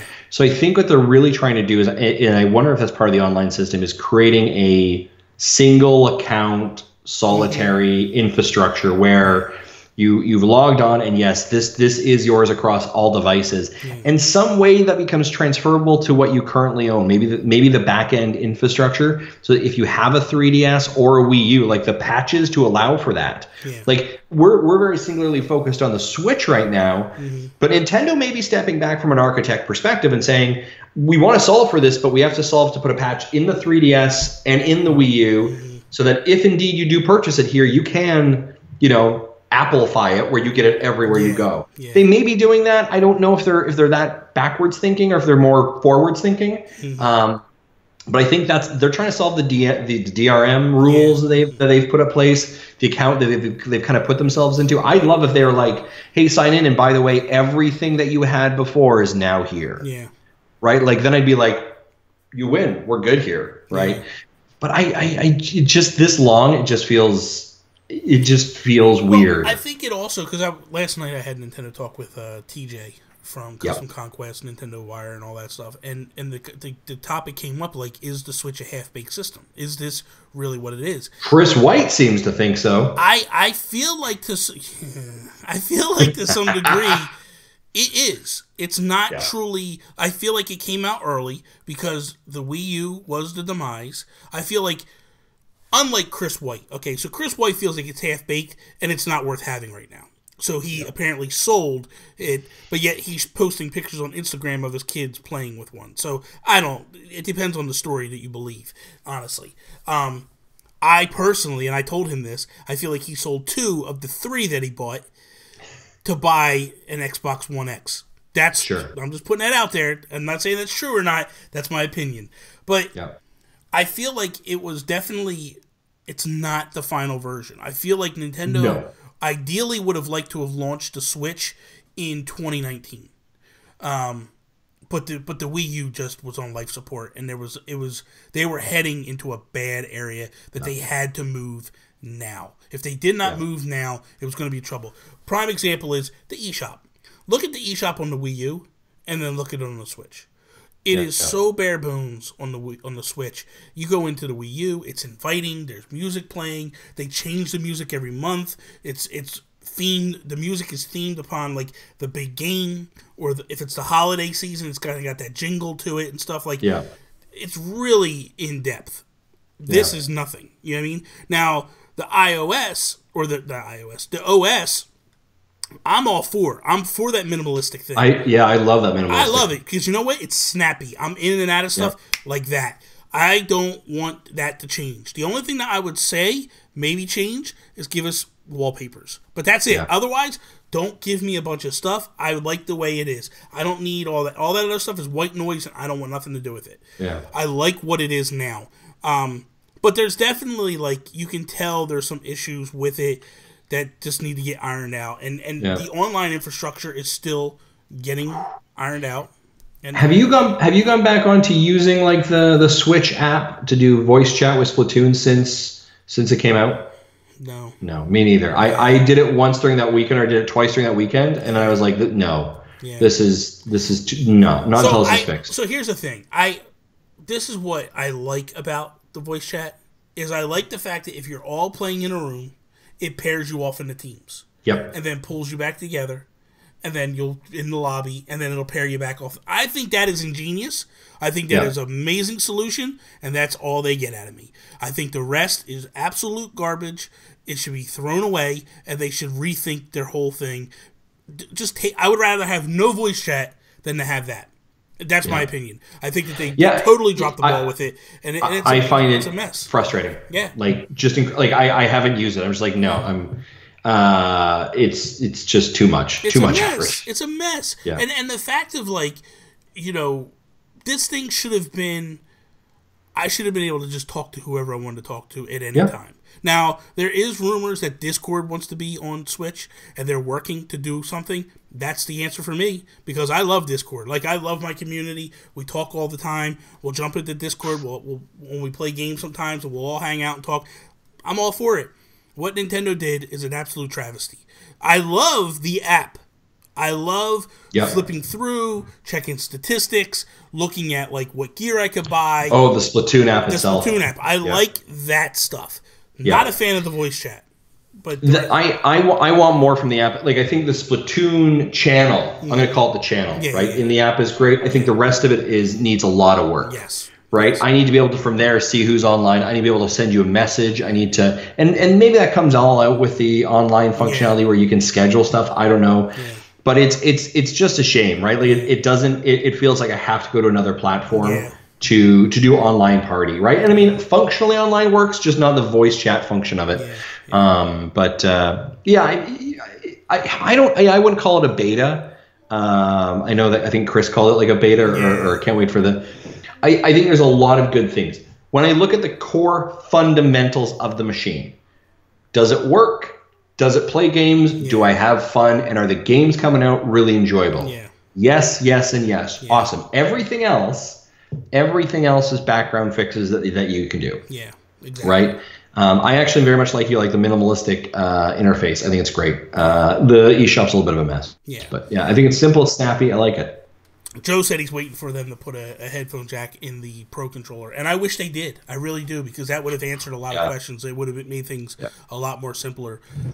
Here's something else that they need to fix, and I can't figure out how to do it. They need to figure something out. This is the weirdest thing. I got an issue right now, and I'm about to call Nintendo tomorrow to find out how to fix this. So I have a dock here, right, on my desk that's hooked to my TV right here, right? And when I'm streaming, I play on this one, right? Yeah. And then I have all my other stuff going over here on these ones. So the other day, I was like, I just want to play. So I don't want to sit at this chair. I want to sit on my big chair over there, play on my 4K TV, and enjoy. Pick up the Switch, put it in that dock, no sound on the TV. Can't figure out what's going on. Bring it back. I pull it out of the dock. It's got sound. I put it over here. It's got sound. This TV has sound. Put headphone in, has sound. Take everything apart, put it back in that dock, no sound. Cannot figure it out for the life of me. Now, this happened one time when I was playing Breath of the Wild. And what happened was Tony was sitting in the chair and she was playing Fallout 4. And I was just chilling at my desk. And I had my headset plugged into the Switch itself. And I'm playing Breath of the Wild and I'm just chilling here. And then I said, she was done or whatever. I'm going to play over there. And I put it in. It didn't work. And what I found out was, what you do is you put it in the dock, you put the headphones in, and you pull it out while it's docked. And the sound went with back. With the headset still attached? Yes. Worked fine. I tried it. Does not work now. I cannot get sound on my TV. And it's driving me absolutely bananas. I cannot figure it out. So I'm going to call Nintendo tomorrow and be like, guys, there has to be something here. Is your dock faulty, or are the cords faulty on that one? No, no. No, because it worked fine up until that point. Oh, that's weird. I don't know what the hell it is. It's the audio through the TV. Yeah. Rbi. It's the audio through the TV. So it's just because here's the thing. The first thing I thought was, well, maybe the cable's messed up, but the image is perfect and it's HDMI. Yeah. So it's all. So here's my troubleshooting, and I think I might have your answer for you, Bobby. Did you take the TV off of mute? Yes. Yes. Okay, I thought that at first. I said, damn it, I got this thing on mute. I'm like, no, it's there. And I went into the settings. I changed all the settings in the TV to different audio. Still worked, or still not working. So I don't know. That is the end of my IT support. What I'm going to do is I'm going to hook that dock. Well, but what I might do is actually take this dock here and put it there, and then try that. And then maybe it's just a faulty dock. Yeah. But then again, it could be. Could be the Shouldn't connections. Shouldn't be. The other thing that I think the Switch is missing, lean in for this one because you're going to want to hear it. I think this is the biggest thing. I'm leaned in. This is the lean I'm getting. Devil's Third. Devil's Turd? That's Devil's Turd.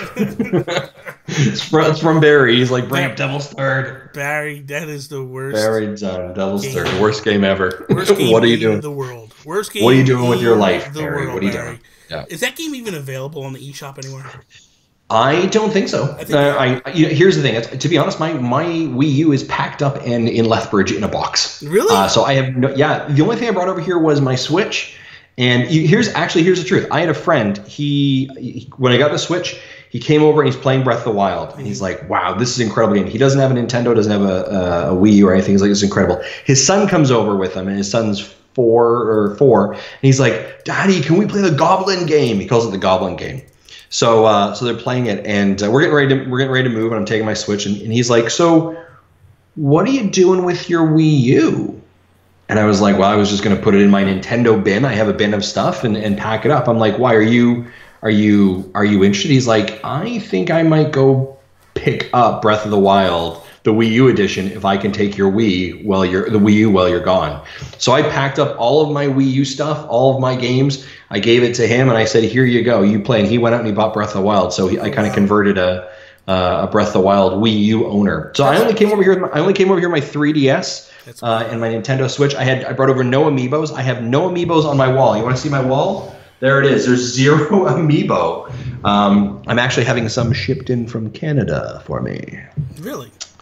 Yes, I'm actually going back. So basically, your setup is kind of like what Chris White feels about the Switch. Yeah, there's nothing. This is like I am literally. This is like a box. They call us a box room, and it's so small. There's nothing in here. I have like nothing basically. But yeah, no, I bought some amiibo. I'm having them sent to Zach, and then Zach is mailing them to. I'm heading to Quebec in. Why wouldn't you just go to the store and buy them where you are? Because they don't have them here at all. So they have like they have Animal Crossing. They have the Animal Crossing ones. They have the first run generation ones, but they do not have. So I'm looking for the Splatoon ones. I'm looking for any Breath of the Wild, and obviously the new Metroid ones. The new Metroid ones I was able to get through Amazon. It's being shipped to Zach. That Zach is then mailing them to me in Quebec when I'm going to be there in early October. Marty is sending me a Guardian from the States up to Quebec in early October. So I'm kind of intersmuggling amiibos. It's a tough world here. It's a tough world. We're getting stuff early. We get early access. I get easy pre-orders for my SNES Classic without a problem. Joe, but I can't get amiibos. Joe said if you need him to nab anything from Nintendo New York, let him know. He's in New York. Oh, you're good, man. He's in New York every day. He's a good guy. Thank you. I appreciate that. So, Aaron said, where in Ireland are you? So I am in Southern Ireland. I am in a place called Waterford, Ireland. Population about 65,000. Interestingly enough, I actually have across the street from me, I live in a little crescent, and across the street is dog races, like greyhound dog races. Get out of here, really? Every Friday and Saturday night, they race the dogs, and I can hear them from my backyard. Go over and you bet €1 or $2 with the kids, and the kids can place the bets. You go there, you drink some burgers and have some beers and watch the dogs. It's quite the family outing, actually. It's quite interesting. That's funny. So. That's funny. Yeah. Okay, so we are now tipping off on 2 hours. This is crazy. We're gonna shut it down. The longest stream ever. We're gonna keep going. Oh, trust me. Trust me. I've gone like 4 or 5 hours with the stream. Not Good actually Lord. This, like actually playing, but no, it's 4:00 now. I have to get dinner and do what I got to do before. Take my kids to bed. Yeah, look at Ribo said, drink some burgers. Drink some burgers? Yeah, exactly. Burgers and beers. Yeah, it's a class. So, listen, real quick before we shut it down, let everybody know where they can find you, all that good stuff. Sure. So if you're interested in just me, myself, and you can follow me on Twitter at Masson, MASSON23. But what Bobby's referring to it for is the Nintendo Dads podcast. And you can go on to, it's found on iTunes, Stitcher, Google Play, all those things. You find us on Facebook, Twitter, Instagram. And we are a weekly podcast that focuses on dad content and video game content and Nintendo content. Bobby's been on the show a lot, and we like to have guests on and just have a chat about it. We are a bunch of guys that grew up playing video games, grew up in the world of Nintendo, and are now raising our own little gamers. It's usually a pretty PG show. We try and keep it pretty clean, obviously. People like that as well. And you can also check out our YouTube channel, actually, where we have YouTube content. We do unboxings. We actually have the video production side of the show on there as well. And yeah, that's what we do. But mainly, if you listen to anything that Bobby does, I'm somehow probably connected somewhere in that also. Yeah. So follow me. Obviously, you guys know where to follow me. Everything's listed in the description and all that. So thank you guys for watching. Peace out, Preston. See you guys. Thank you. Kermit the Frog. Kermit the Frog here. Hey-o. It's not